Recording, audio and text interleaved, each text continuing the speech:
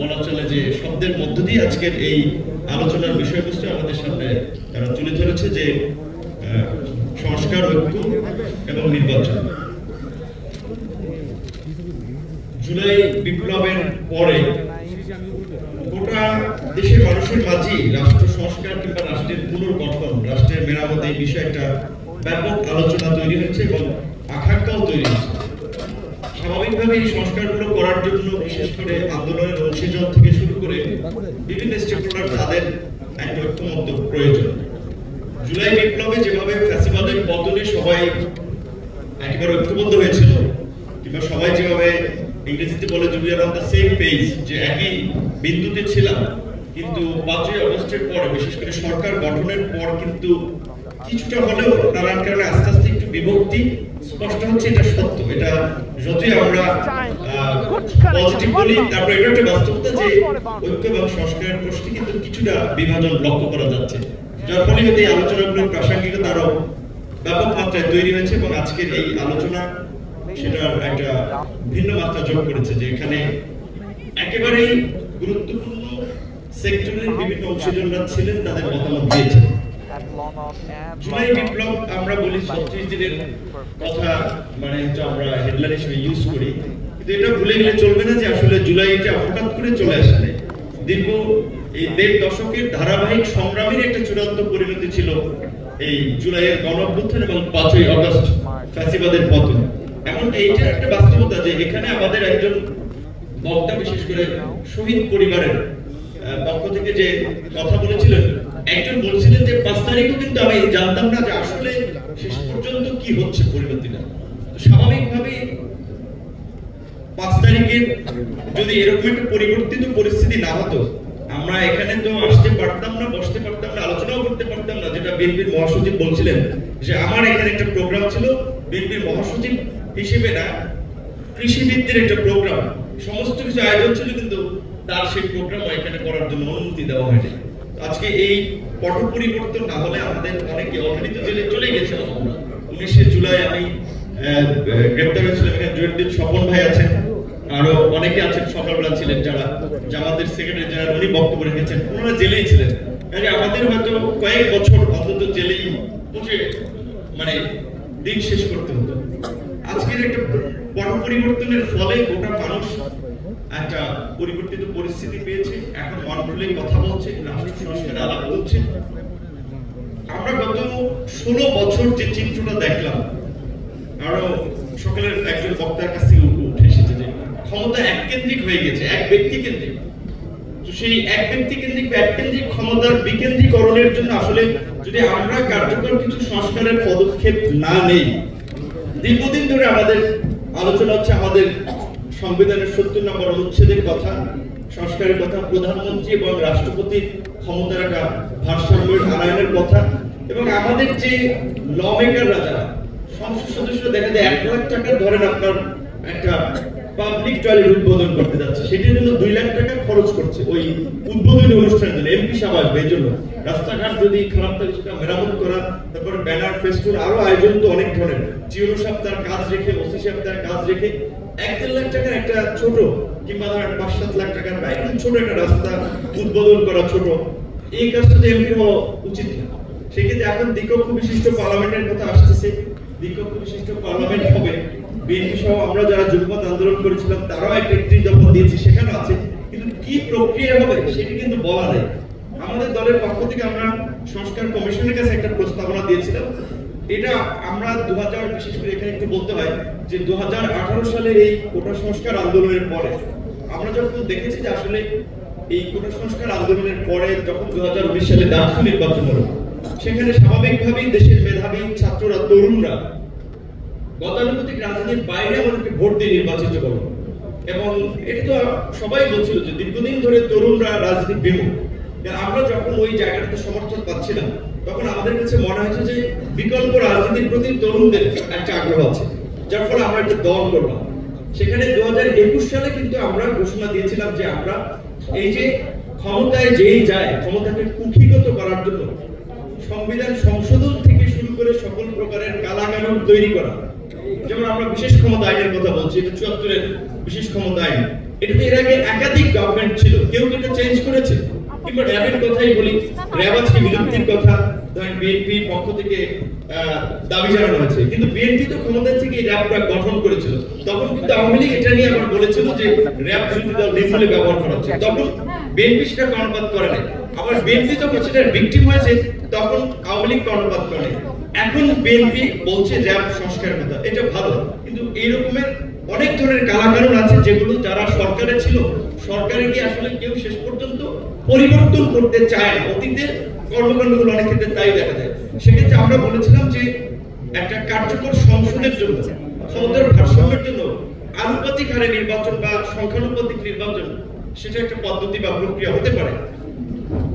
সংখ্যানুপাতিক নির্বাচনে দেখলাম যে আমরা অনেক দল, এমনকি যারা আমরা বিপ্লবের আগেও এটা নিয়ে খুব জোরালো ছিলাম, তারা অনেকে পজিশন চেঞ্জ করেছে সত্যিকার অর্থে, কারণ বিএনপি এটাতে আপাতত চাচ্ছে না। এর পেছনে অনেকগুলো যুক্তি আছে, এখন তারা অনেকে চাচ্ছে না। তাহলে আমরা বললাম অন্তত দ্বিকক্ষ বিশিষ্ট পার্লামেন্ট যদি আমরা করি, তাহলে আপার হাউসে সেটা করা যেতে পারে।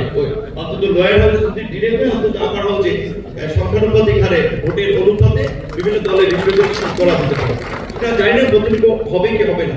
এবং ইতিমধ্যে সংস্কার নিয়েও যে ধরনের দ্বিধা দ্বন্দ্ব এবং দ্বিমত তৈরি হয়েছে, তাদের সরকারি উপদেষ্টারাও বলছে যে আমরাও একটু অস্বস্তি বোধ করছি বা তাদের কাজে বিঘ্ন করছে। স্বাভাবিকভাবেই এরকম একটা অস্থির সময়ে একটা সরকার গঠিত হয়েছে। এখন যদি তাদের উপরে চাপ তৈরি করা হয় যে আর্লি ইলেকশন, তাদের তো স্বাভাবিকভাবে ওইখানে একটা চাপ থাকে, যেটা আমাদের আরেকজন উপদেষ্টা আদিলুর রহমান সাহেব বলেছেন যে আমরা শুধুমাত্র একটা পরিবর্তন করে আপনাদের দায়িত্ব শেষ হয়ে যায়নি, এখন অনেক ধরনের ষড়যন্ত্র চলছে। আপনাদের প্রতিরোধ করার যে প্রচেষ্টা, সংস্কারের পাশাপাশি প্রতিরোধের জন্য প্রস্তুত থাকতে হবে, চোখ কান খোলা রাখতে হবে। এই যে সচিবালয়ে যে ঘটনাটি ঘটে গেল, আমি দেখেছি ফ্লোরের যে অবস্থা, তাতে মনে হচ্ছে এখানে কোনো বিস্ফোরক থাকতে পারে, মানে যে অবস্থা, এটা নর্মাল অগ্নিসংযোগে এরকম হয় না, পলেস্তারা উঠে যায় না। তো সেই ক্ষেত্রে আমরা অনেক ধরনের আরো অস্থিরতা দেখতে পাচ্ছি। আমাদের প্রতিবেশী রাষ্ট্রের যে অসহযোগিতাপূর্ণ মনোভাব, সেক্ষেত্রে আমাদের একটা জাতীয় ঐক্য খুবই প্রয়োজন। কিন্তু জাতীয় ঐক্যে আমি স্পষ্টতই কিছুটা বিভাজন দেখতে পাচ্ছি। অনেক রাজনৈতিক দলই মঞ্চে এক রকমের কথা বলে, ভিতরে আরেক রকমের কথা বলে। এখানে এক ধরনের কথা বলে, বাট পলিসি লেভেলে যখন তাদের মধ্যে আলাপ আলোচনা হয়, ক্ষমতার ভাগ বাটোয়ারা কেন্দ্রিক আলোচনা হয়, সেখানে আবার তাদের টোন আমি ভিন্ন রকম দেখি, শুনি। সেক্ষেত্রে যেটা আমাদের প্রধান উপদেষ্টা বলেছে যে ন্যূনতম সংস্কার যদি আপনারা চান, তাহলে আগের বছর শেষের দিকে একটা ইলেকশন হতে পারে। তাহলে ন্যূনতম কিংবা এর চেয়ে যদি আমরা ধরি মাঝারি ধরনের সংস্কার ক্ষেত্রে আমরা কি কি সংস্কার মিনিমাম চাই? আমরা একটা জবাবদিহিতামূলক আইন শৃঙ্খলা বাহিনী চাই। এখন যেভাবে পুলিশ কিংবা প্রশাসনে অনেকে একেবারে পুরো বিএনপি জামাত হয়ে যাচ্ছে, তো সবাই দাবি করছে যে তারা বঞ্চিত। তারা যদি আবার আরেকটা রাজনৈতিক দলেরই প্রশাসনের থেকে প্রতিনিধিত্ব করতে চায়, তাহলে এই প্রশাসন তো হাসিনার প্রশাসনের চেয়ে বেটার কিছু হবে না। এখন এই কোনো ক্ষেত্রে তারা স্পষ্টত বিশেষ কোন রাজনৈতিক দলের পক্ষে অবস্থান নিয়ে নিচ্ছে। এখন ইন্টারিম গভর্নমেন্ট যদি তাদের অবস্থানটা এটা হয়, 1.5 বছর যেতে কিংবা 1.5 বছর পরে ইলেকশন হলে তারপরে কি হবে? এই প্রশাসন দিয়ে আপনি জবাবদিহিতামূলক ব্যবস্থা কিভাবে আশা করবেন, কিভাবে জনবান্ধব কর্মকাণ্ড আশা করবেন? সেটা আওয়ামী লীগকে খুশি করে তাদের নেতাদের সাথে দফা করে তারা প্রশাসন চালিয়েছে, সামনের পরিস্থিতি তাই হবে। প্রশাসনের উপরে যেন রাজনৈতিক দলের খবরদারি কিংবা সরকার, মানে এটা তো একটা প্রতিষ্ঠান, শুধু সরকারের এমপি কিংবা মন্ত্রী চাইলে একজন ইউরোপে চাকরিচ্যুত করতে পারলো, এই ব্যবস্থা যেন না থাকে সেটাও নিশ্চিত করা দরকার। সেজন্য প্রশাসনের একটা কার্যকর সংস্কার এবং প্রশাসনের পদোন্নতির ক্ষেত্রে রাজনৈতিক বিবেচনা। আপনারা জানেন যে সচিব হচ্ছে এখন অনেকে, যারা অবসরে চলে গিয়েছেন তাদের ভেরিফিকেশন হচ্ছে। অর্থাৎ তারা যদি ধরেন আমাদের এই আন্দোলন সংগ্রামের স্পিরিটের পক্ষের লোক হয়, তাদেরকে আমরা পদোন্নতি দিচ্ছি। রাজনৈতিক সরকারে সে কি করবে? রাজনৈতিক সরকার কি তার বিরোধী? এখন তো আওয়ামী লীগ নেই, আওয়ামী লীগ হওয়া, এখন তো আমরা বিরোধী দলগুলো আছি, তাহলে এখানে একটা পক্ষ সরকার গঠন করবে, আরো অনেকগুলো পক্ষ বিরোধী হবে। তাহলে রাজনৈতিক সরকার যদি ভেরিফিকেশন করে, সে কি দেখবে যে তার মতের লোক আছে কিনা, নাহলে তাকে সচিব পদে পদোন্নতি দেওয়া হবে না, জয়েন্ট সেক্রেটারি করা হবে না। তো এই যে আমলাতন্ত্রের খালি দোষ দিচ্ছেন, আমলাতন্ত্রকে তো করাপ্টেড কিংবা পলিউটেড তো রাজনীতিবিদ আমরা করে দিচ্ছি। সেটা আমলাতন্ত্রের সংস্কার ছাড়া জবাবদিহিতামূলক কিংবা জনবান্ধব প্রশাসন সম্ভব নয়। নির্বাচনের প্রশ্নে 91-90 কথা ধরেন, 3 জোটের রূপরেখা ছিল, 2 দলই ক্ষমতায় ছিল, কেউ কি রেখেছিল কথা রাখে নাই। সেক্ষেত্রে নির্বাচনী ব্যবস্থার প্রশ্নে যেন আমরা একটা নির্বাচনকালীন সরকার নিয়ে ঐক্যমত্যে পৌঁছাতে পারি যে নির্বাচনের সময় আমার কি ধরনের সরকার হবে এবং এটা সংবিধানের প্রয়োজনে ইনসার্ট করা, যে সেটার একটা এই সরকারের মাধ্যমে আমরা একটা ঐক্যমত্যে পৌঁছাতে পারি নির্বাচনকালীন সরকার বিষয়ে। এবং নির্বাচন কমিশনের স্বাধীন ক্ষমতা শক্তিশালী করার বিষয়ে অনেকদিন ধরে আলাপ আলোচনা আসছে, সেই ক্ষেত্রে কি কি পদক্ষেপ নেওয়া যেতে পারে সেই বিষয়গুলো এখন তো এই সরকারের মাধ্যমে অন্তত আমরা করতে পারি। এবং বিশেষ করে মৌলিক সংস্কারের ক্ষেত্রে এখন আওয়ামী লীগের গত 16 বছরের শিক্ষা স্বাস্থ্যের যে সংস্কৃতির যে চিত্র দেখি আমরা, আওয়ামী লীগের তো মুক্তিযুদ্ধের আওয়ামী বয়ান বলতে হবে যে মুক্তিযুদ্ধের একটা ন্যারেটিভ তারা তৈরি করেছিল, কালচারাল একটা ন্যারেটিভ উইথ ইন্ডিয়ান হেজিমনি তারা এখানে এস্টাবলিশ করেছে।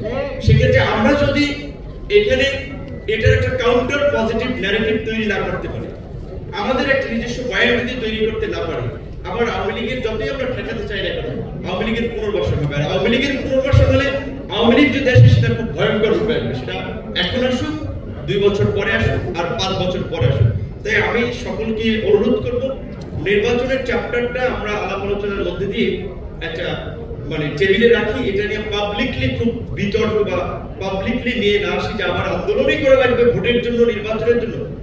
আন্দোলন তো কিছুদিন আগেই করলাম, আমরা সবাই বলছি উইথ বিএনপি চেয়ারপারসন জামাতের আমি সবাই বলছি আমাদের যে আমাদের সরকার, তাহলে আমাদের সরকারের কাছে আবার ভোটের জন্য কেন আমাদের 5ই আগস্টের মধ্যে আবার আন্দোলন করা লাগবে? এই দৃষ্টিভঙ্গি পরিবর্তন করে এখন জাতীয় ঐক্যমত্যের ভিত্তিতে সংস্কারটা করা আমাদের জরুরি।